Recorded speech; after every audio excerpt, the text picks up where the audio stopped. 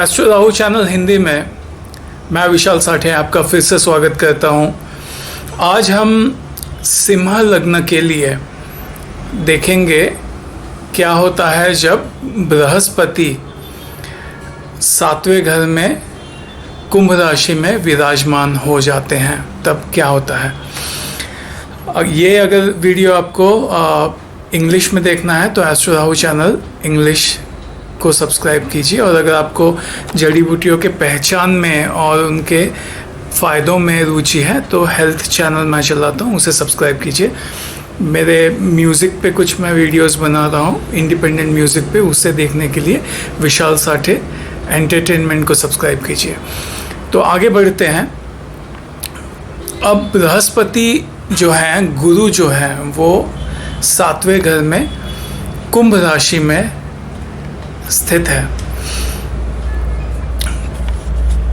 Mercury जो है यानी कि बुध जो है और गुरु जो है, ये पुरानी मान्यता है कि ये ईस्ट साइड पे, यानी ये जो लग्न होता है, पहला घर होता है, उस तरफ वो बली हो जाते हैं, और 7वें घर के तरफ यानी कि वेस्ट में ये अगर आ जाए तो ये थोड़े से वीक हो जाते हैं, थोड़ा उनका बल कम हो जाता है।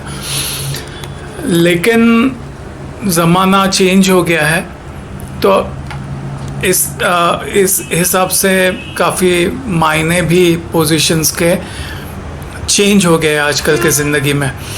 तो पुराने वीडियोस अगर आप दूसरों के वीडियो अगर यूट्यूब पे देखें तो काफ़ी बार इस पोजीशन को वो कहेंगे कि वो इतनी अच्छी नहीं है, लेकिन मेरा रिसर्च जो है वो इससे अलग है।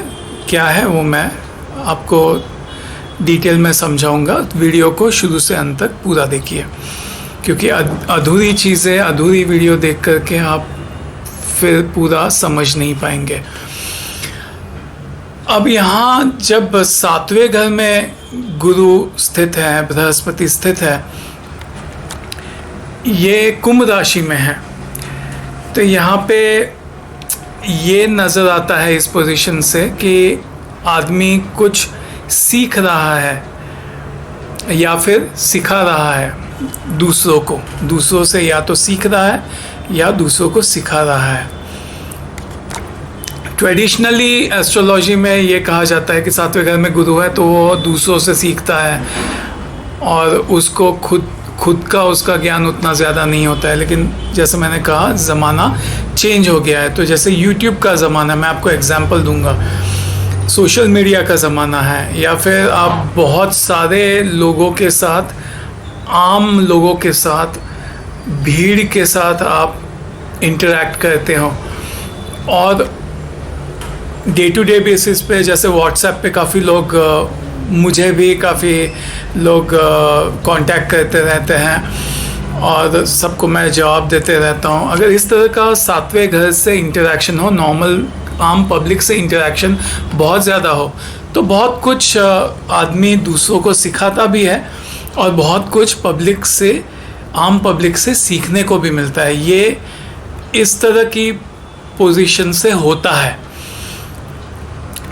तो जैसे YouTube से आदमी बहुत YouTube सर्च करके सीखता भी है, और YouTube पे लोगों को वो चैनल, जैसे YouTube चैनल चला करके सिखाता भी है। ये इस तरह का देखा जा सकता है इस पोजीशन से, जहाँ बृहस्पति 7वें घर में विराजमान है, 11वें साइन में, कुंभ राशि में। और यहाँ पे कुंभ राशि है, इसलिए ये जो भी ज्ञान का आदान प्रदान हो रहा है उसमें काफ़ी साइंटिफिक एनालिसिस किया जा रहा है, लॉजिक के बेसिस पे, और ऐसे नहीं कि जस्ट हवाई चीज़ नहीं है।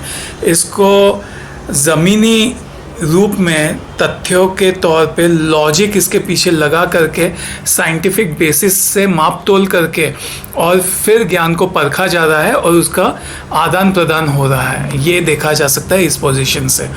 अब यहाँ बृहस्पति 5वें घर का भी स्वामी है, और 5वें घर से जो पढ़ाई है वो देखी जाती है। तो जैसे मैंने ये कहा कि ये सीख रहा है इंसान और सिखा रहा है इंसान, सातवें घर के लोगों से सीख रहा है और सातवें घर के लोगों को सिखा रहा है, ये देखा जाता है।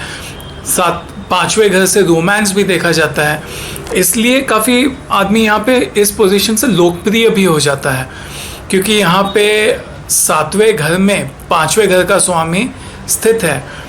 और ये काफ़ी बार इस तरह की पोजीशन में बंदा ज्ञान बांट रहा होता है और वो लोकप्रिय भी बहुत हो जाता है, क्योंकि एक तरह का कह सकते हैं कि रोमांस चढ़ता है, लोग उसे बहुत पसंद करते हैं।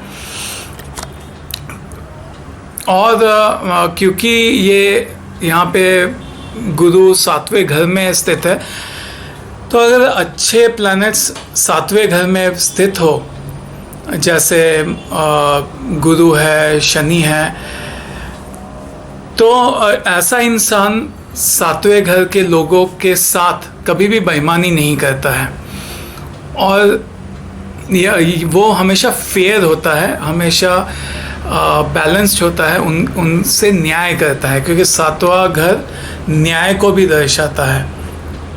लेकिन यहाँ पे अगर शनि स्थित हो और यहाँ पे अगर जहाँ जैसे कि गुरु स्थित है, दोनों में अंतर है, क्योंकि शनि यहाँ पे अगर स्थित है तो काफ़ी बार वो शुरुआत में ख़राब अनुभव देते हैं, जैसे पार्टनरशिप में वो शुरुआत में काफ़ी नुकसान कराते हैं।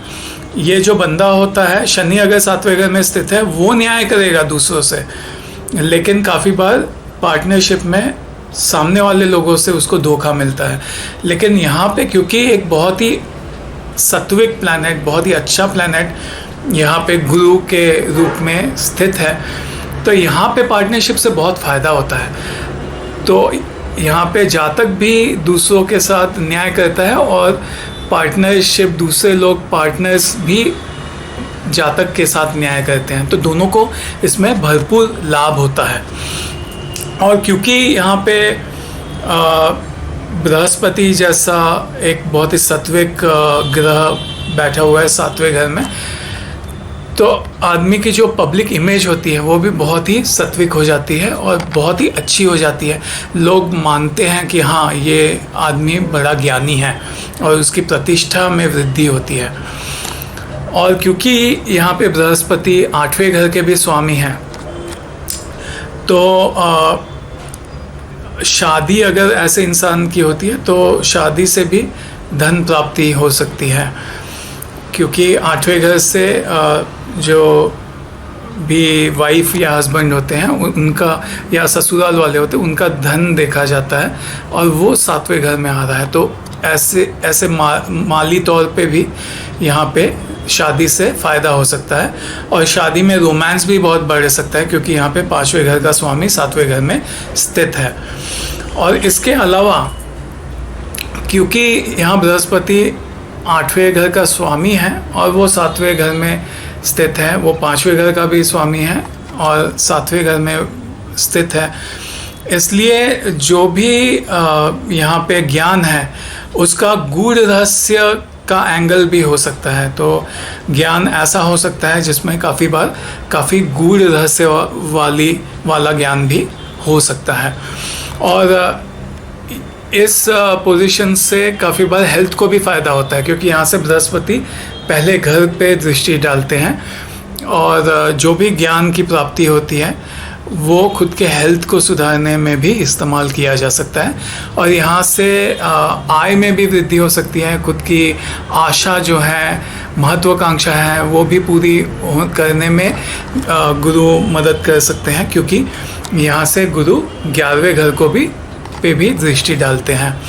और यहाँ से गुरु तीसरे घर पे भी दृष्टि डालते हैं, तो जो बोली है, संवाद है, उसमें बहुत ही फिलॉसफी और गुरु की जो दृष्टि है वो पड़ती है, और आदमी की जो बोली होती है, समझाने का तरीका होता है, वो बहुत ही ज्ञानी बन जाता है। तो ये मेरा एनालिसिस था सिंह लग्न के लिए, क्या होता है जब बृहस्पति गुरु जब सातवें घर में कुंभ राशि में आकर के स्थित हो जाते हैं। अगर आपको ये वीडियो पसंद आया है तो इसे लाइक करना मत भूलिए और इसे शेयर करना मत भूलिए।